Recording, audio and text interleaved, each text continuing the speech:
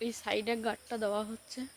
এটা দেওয়াল দিলেও হয় বা তাঁবু দিলেও হয়। শীঘ্রই হয়তো আমাদের এই ফার্মে পোলট্রির বাচ্চা তোলা হবে। ঝড় জলের হাত থেকে রক্ষা পাওয়ার জন্য ফার্মের ভাই আর আমি বেরোচ্ছি এখন। বাইক নিয়ে যাব দুজনে। তো আপনারা দেখতে থাকুন কোথায় যাচ্ছি। যার জন্য আমাদের এখানকার নাম ঝড়খালি। তো সবার আগে আজকের আপনাদেরকে কিছু কথা আমি বলতে চাই।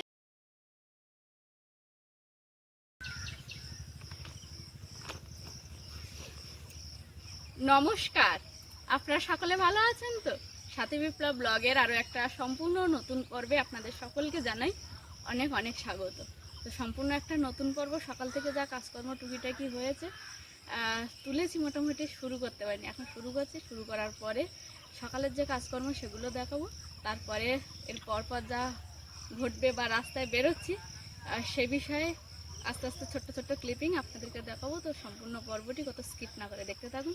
যে সকল দর্শক বন্ধু প্রথমবারের জন্য দেখছেন সাথী বিপ্লব ব্লগটি, যদি এই ব্লগে ছাড়া ভিডিওগুলো আপনাদের মনের মনিকোটা একটু জায়গা করে নিতে পারে, তাহলে অবশ্যই সাবস্ক্রাইব করে পুরাতন দর্শক বন্ধুদের মতো আমাদের সঙ্গে যোগ হয়ে যান এবং লাইক কমেন্ট শেয়ার করে আমাদের এই সম্পর্কটাকে আরও শক্ত ও মজবুত করে তুলুন। চলুন তাহলে পর্বটা শুরু করি। এই সাইড গার্ডটা গত দিনে টানানো হচ্ছিল, হঠাৎ বিকালবেলা ঝড় বৃষ্টি আসায় টানানো হয়নি, তবে মেলিয়ে লাইন করে রাখা ছিল। এখন একেবারেই সকালবেলা উঠেছে, ঠান্ডা ওয়েদার, হাওয়াও নেই। যেহেতু গত রাতে বৃষ্টি হয়েছে, একটু ওয়েদারটা বেশ ভালোই আছে। ভাই এদিক বাইরে থেকে ধরে দিচ্ছে আর বাবা ওদিকে ভেতর দিয়ে বেঁধে দিচ্ছে। এই সাইডে গাঁটটা দেওয়া হচ্ছে। এটা দেওয়াল দিলেও হয় বা তাঁবু দিলেও হয়। তো আমাদের এই মুহূর্তে দেওয়াল দিচ্ছে না, তাঁবু দিয়েই কাজ চালানো হচ্ছে। বাইরে থেকে যেন ঝড় বৃষ্টির যে ঝাপটা সেটা যেন না আসে, বা অতিরিক্ত যখন রোদ পড়ে সেই রোদটাকে গার্ড করার জন্য।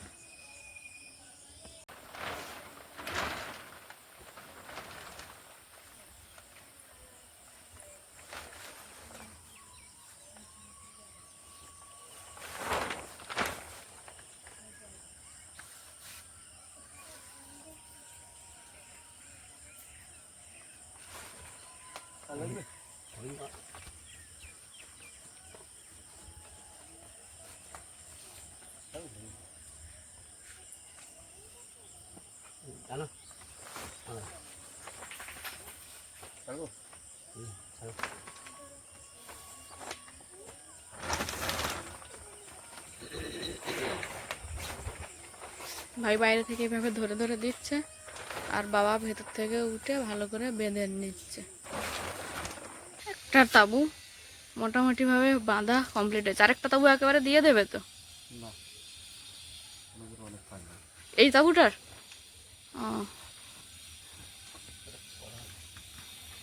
ফার্মটা খোলামেলা ছিল, বাচ্চারা এখানে পড়তে বসতো। এই যে আস্তে আস্তে তাঁবুটা নিয়ে এক এক করে ধীরে ধীরে ফার্মের ধাপে ধাপে কাজ এগিয়ে উঠছে। সেই সঙ্গে বাচ্চাদেরও পড়ার জায়গাটাও চেঞ্জ করতে হবে। আর খুব শীঘ্রই হয়তো আমাদের এই ফার্মে পোলট্রির বাচ্চা তোলা হবে, তবে যদি সব কিছু ঠিকঠাক থাকে।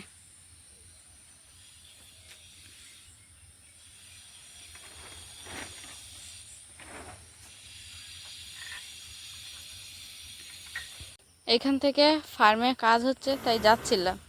যাওয়ার পথে আগে একটা আম পেয়েছি, আবার দেখছি ফের একটা আম পড়ে আছে। এই যে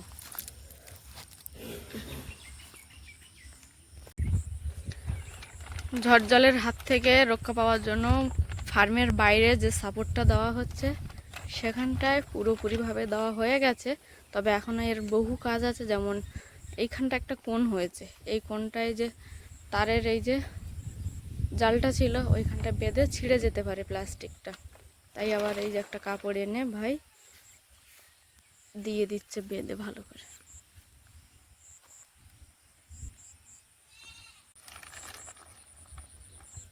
লাগবে না, হ্যাঁ তোমাকে বাইরে ভিতরে লাগবে না, তুমি বাইরে আসো।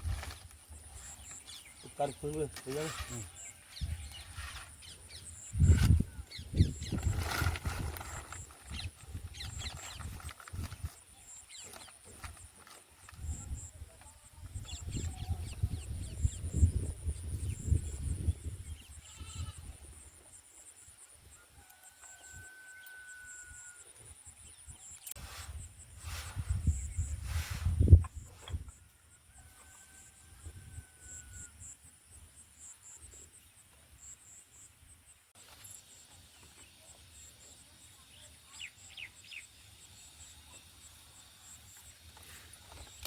দড়ি না সাইন হাতুড়ি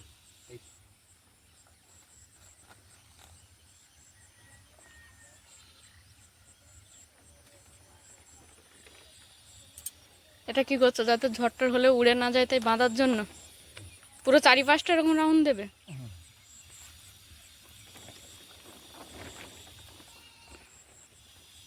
যখন এই ঝাঁপটা তোলার প্রয়োজন হবে তখন কি করবে? তোলা হবে না, নামানো হবে। ও, এভাবেই থাকবে?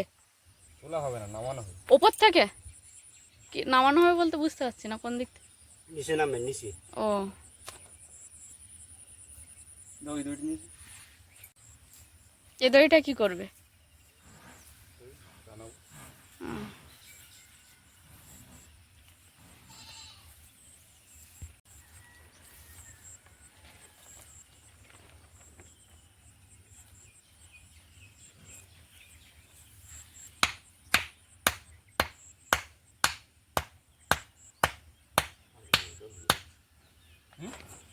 জাল ঘাটিটা ধুয়ে যাচ্ছে।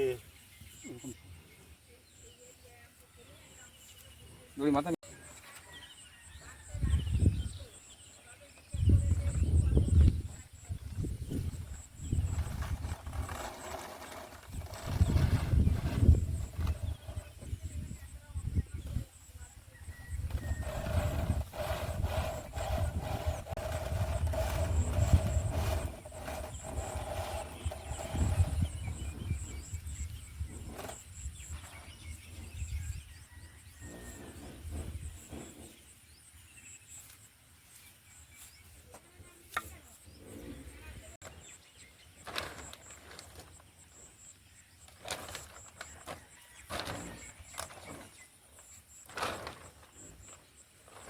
ক্লিয়ার করো।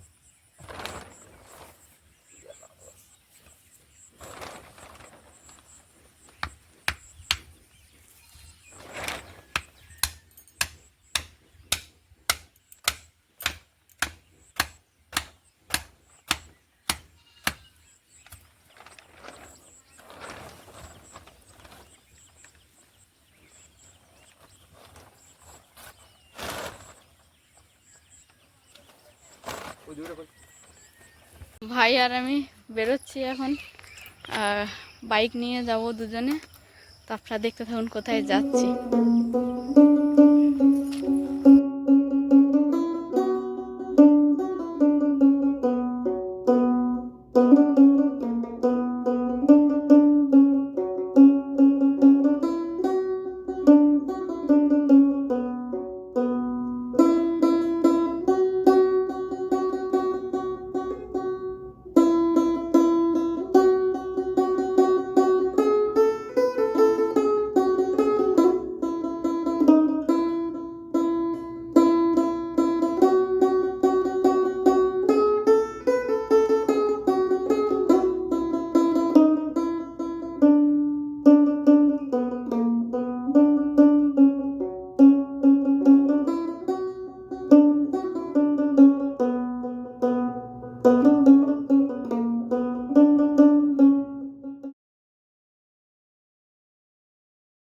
ভাই আর আমি দুজন যে কাজের জন্য এসেছিলাম সেটা অসমাপ্তই থেকে গেছে, আগামী দিনে আবার আসতে হবে।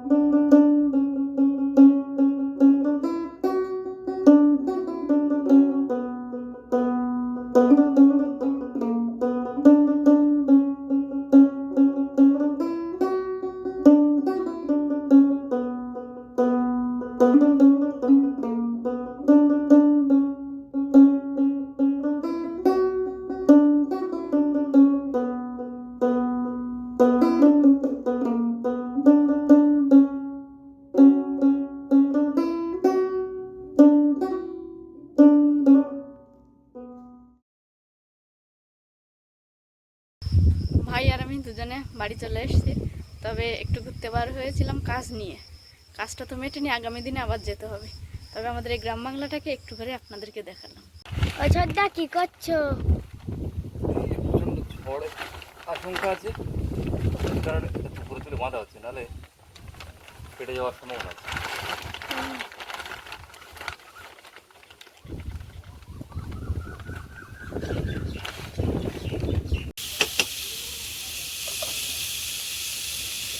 সকালে মা একটা নিরামিষ ভাত তরকারি করেছিল, সেটা খেয়ে ভাই আর আমি একটু বেরিয়েছিলাম। কাজ তো মেটেনি, বাড়ি ফিরে এখন মা দেখলাম সব কিছু সবজি কেটে ধুয়ে রেখেছে, চালটাও ধুয়ে রেখেছে। রান্না বসাতে যাবে তেমন সময় আমি বাড়ি চলে এসেছি দুপুরে। এসে মা গেছে ছাগল আনতে, আর আমি এখন রান্না বসিয়েছি। আলু ভাজা করব আর সয়াবিন দিয়ে পটল আলুর তরকারি করব। ভাইও এসে আর রেস্ট নেওয়ার সময় পায়নি, কারণ কি যে মেঘ করেছে, মেঘের শব্দ হচ্ছে, বৃষ্টি হতে পারে। সে আবার ওই যে সাইডে তাঁবুটা লাগানো হয়েছে ওটা বাদ দিয়ে চলে গেছে বাবাকে নিয়ে।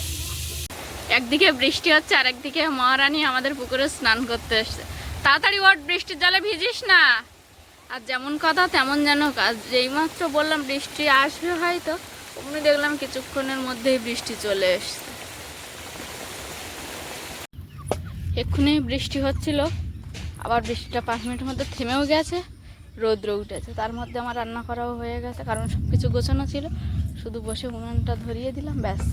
বেশিক্ষণ লাগলো না, 1 ঘন্টার মতো লেগেছে 2টো তরকারি আর ভাত করতে। হাঁটতে হাঁটতে যাচ্ছিলাম ফার্মের দিকে, ভাই কতদূর কী কাজকর্ম করেছে দেখতে। অমনি দেখি গাছতলায় আম পড়ে আছে। আমটা কি ফেলে আর যাওয়া যায়? বৃষ্টির সঙ্গে তো হালকা ঝোড়ো হাওয়াও তো হয়, সেই জন্য এই যে 2টো আম পড়েছে।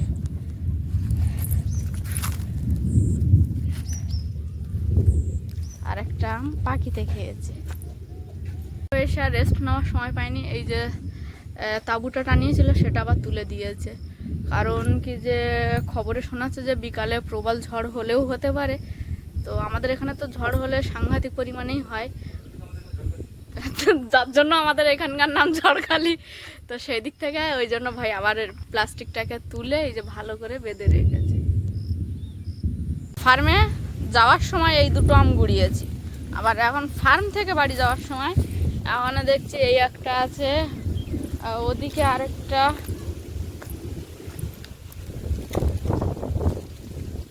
এই যে 4টে হয়েছে।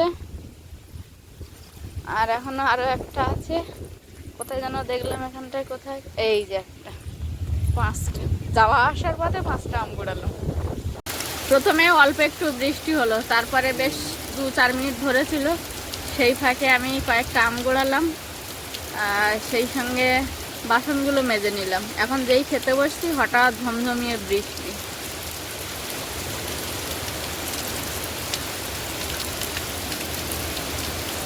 ভাই আর আমি দুজন ফিরে আমি রান্নাঘরে রান্নার কাজে ব্যস্ত হয়ে গেছিলাম, ভাই ফার্মের কাজে ব্যস্ত হয়ে গেছিল। আর যেখান থেকে ফার্মের হচ্ছে যে তাঁবুটা খাটানো হয়ে গেছে, সেখান থেকে ভাই দিনরাত প্রায় ওখানেই পরিশ্রম করছে। তারপরে দুপুরে খাওয়া দাওয়ার সময় হঠাৎ ঝমঝমিয়ে বৃষ্টি এলো, দুপুরে রেস্ট নিলাম, নিয়ে এখন বিকাল থেকে আবার পর্বটা কন্টিনিউ করছি। তো সবার আগে আজকের আপনাদেরকে কিছু কথা আমি বলতে চাই। আমাদের এই গ্রামের লোকজনেরা সকলে মিলে এই নদীটার মাথায়, এটা পুরো 100 বিঘের একটা খাল, তো এর মাথায় গিয়ে বাঁধ দিয়ে এই যে জলাশয়টাকে নিজেদের চাষের কাজে ব্যবহার করে। উপরন্ত এখানে চাইলেই আমরা যে কেউ মাছ ধরতে পারি না, আমরা যে কেউ মাছ ধরলে আমাদের জরিমানা আছে, সেটা হচ্ছে অনেকটা টাকা, একটা অ্যামাউন্ট ধার্য করা আছে। এটা এরকম পার্টিকুলার কিছু মানুষকে দেওয়া হয়, তাদের থেকে কিছুটা অর্থ নেওয়া হয় খালটা দেওয়ার পরিবর্তে। সেই অর্থ আমাদের এই গ্রামের কিছু কাজবাজে লাগে। এই ছিল আজকের আপনাদেরকে এই জলাশয়ের বিষয়ে ধারণা। আর এই খালটার নাম প্রায় সময় আমার কমেন্টে ভরে যায়, এটার নাম হচ্ছে বালির খাল। আমাদের এই জায়গাটা বালিখাল, আমরা থাকি ঝড়খালি, কিন্তু ঝড়খালির মধ্যে আমরা থাকি বালিখালে, সেই বালির খাল এই খালটার নাম। তো আশা করি আপনাদেরকে এই জলাশয়ের বিষয়ে আমি কিছুটা হলেও বোঝাতে পেরেছি। কারণ অনেকেই জিজ্ঞাসা করে, সাথী তোমরা মাছ ধরো না, কারণ এখানে এত মাছ আছে, কিন্তু আমরা চাইলেই ধরতে পারবো না, ধরলেই এখানে অনেকটা টাকা একটা জরিমানা করবে। নির্দিষ্ট মানুষদের দেওয়া আছে যারা মাছ ছেড়ে এখান থেকে তারা ব্যবসা বাণিজ্য করে। উপরন্ত যাদেরকে দেওয়া আছে শালটা, তার থেকে কিছু অর্থ নিয়ে আমাদের এই গ্রামের কাজে লাগে। চলুন এবার বাড়ির দিকে যাই, কিছু কাজকর্ম করব, সেটাই আপনাদেরকে দেখাবো।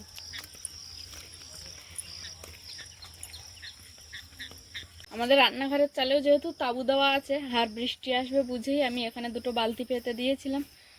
জল পড়েছে, এই জলগুলো আমি এখন বাথরুমের কাজে ব্যবহার করব, বৃষ্টির জল।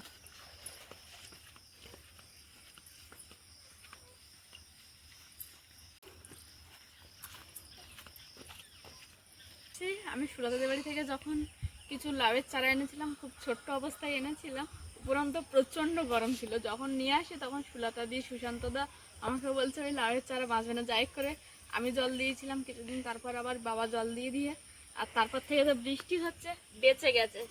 এই যে বেশ বড় হয়েছে চারাগুলো আস্তে আস্তে। তবে এক নাগাড়ে বৃষ্টি হতে এখানে গোড়ায় কিছুটা ঘাস জন্মেছে, এগুলোকে পরিষ্কার করব। গাছটা ছিল সেই সময় এনেছিলাম, আর এই লাউ শাকের ডাঁটা পাতা খেতে আমার ভীষণ ভালো লাগে।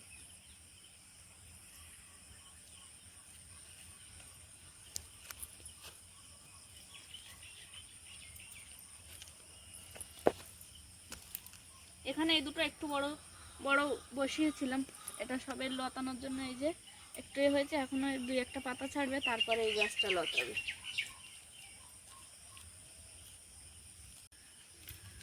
এই গাছগুলো মানে সব গাছ সমান ছিল না, কিছু গাছ বড় ছিল, আবার দুই একটা গাছ ছোট ছিল, সেই অবস্থাতে বসিয়েছিল। এবার একটানা বৃষ্টি হতে জল পেয়ে গেছে গাছ। একটা আমি বারবারই বলেছি যে আমার রোয়ার ভুলে মরে গেছে, বাদ বাকি সব গাছই ঠিকঠাক আছে এবং ভালো বাড়ছে। বৃষ্টি হওয়ায় ঘাস উঠে গেছে গোড়ার কাছে। অনেকগুলো চারা বসিয়েছিলাম, কারণ লাউ শাকটা আমার নিজেরই খুব পছন্দের। এর পাতা বাটাও যেমন ভালো লাগে, তেমন ডাঁটাটাও ভালো লাগে।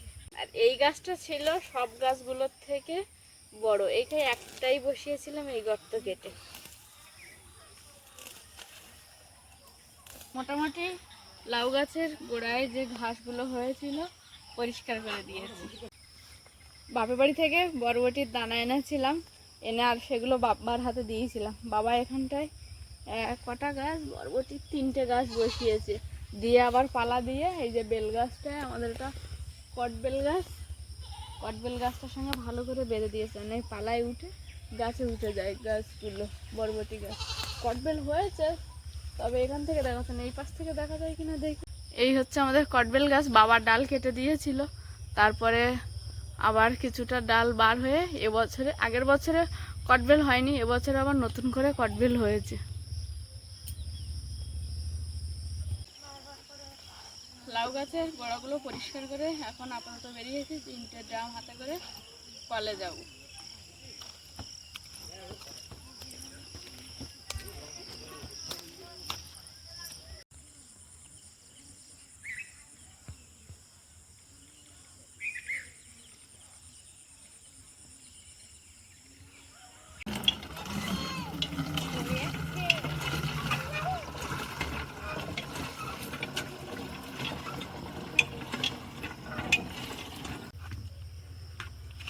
তিনটে ড্রামে জল ভরা হয়ে গেছে, এবার আস্তে আস্তে বাড়ির দিকে যাব।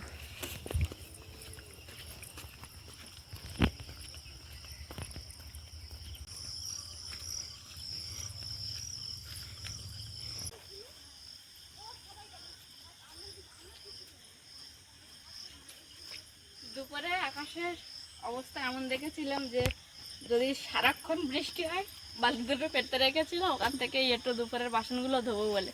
তারপর দেখলাম না, বিকালের পর থেকে মোটামুটি ধরে গেছে, সেই জলগুলো বাথরুমে দিয়ে দিলাম, দিয়ে এখন এই ঘাটে যাচ্ছি বাসনগুলো মাজার জন্য।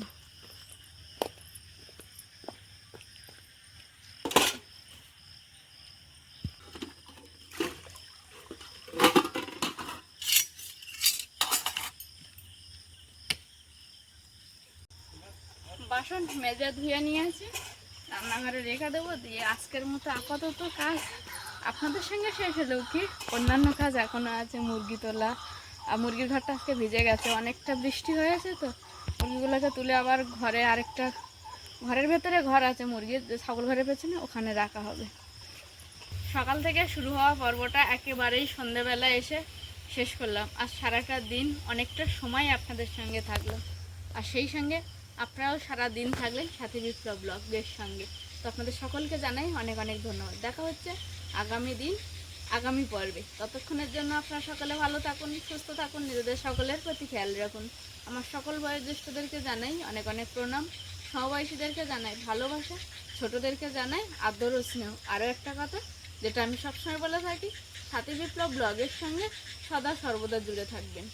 নমস্কার, আজ তাহলে আসি।